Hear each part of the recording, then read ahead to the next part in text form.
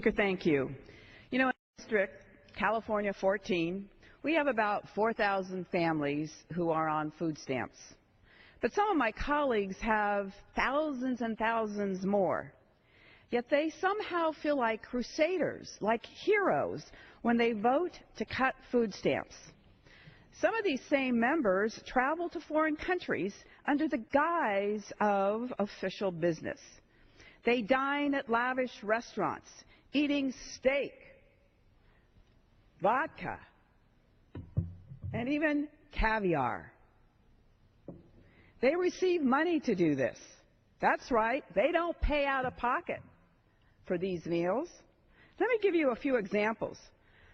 One member was given $127.41 a day for food on his trip to Argentina. He probably had a fair amount of steak. Another member was given $3,588 for food and lodging during a 6-day trip to Russia. He probably drank a fair amount of vodka and probably even had some caviar.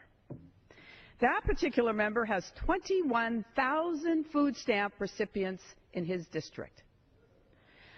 One of those people who is on food stamps could live a year on what this congressman spent on food and lodging for 6 days. Another 20 members made a trip to Dublin, Ireland. They got $166 a day for food.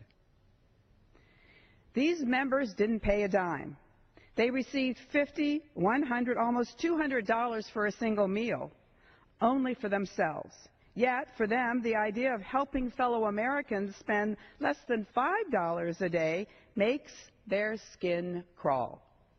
The families of veterans, of farmers, of the disabled, of the working poor are not visible to them, not even when they are their own constituents. Last week, a man named Rahman Sheikh wrote in an article on his LinkedIn page about food stamps.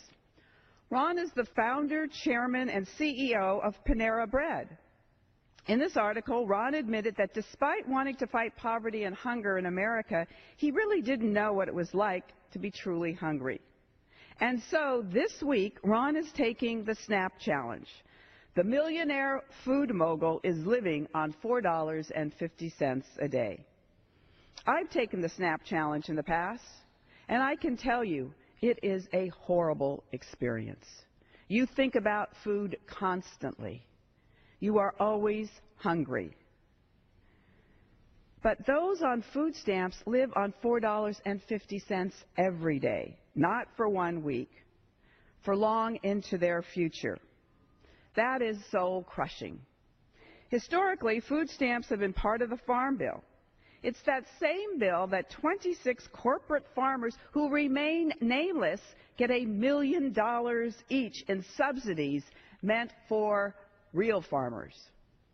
The taxpayers are giving $7 billion per year to large agribusiness, yet Republicans feel SNAP programs cost us too much money. They want to cut it. Mr. Speaker, I can stand here and say that my point is about saving food stamps from cuts. That's true. But my larger point is about us as a country, as a society, as neighbors. I'm a member of the least productive Congress in the history of this country. I'm ashamed of that. To be honest, if the federal government shut down for a couple of weeks, as we keep hearing, would Americans even notice?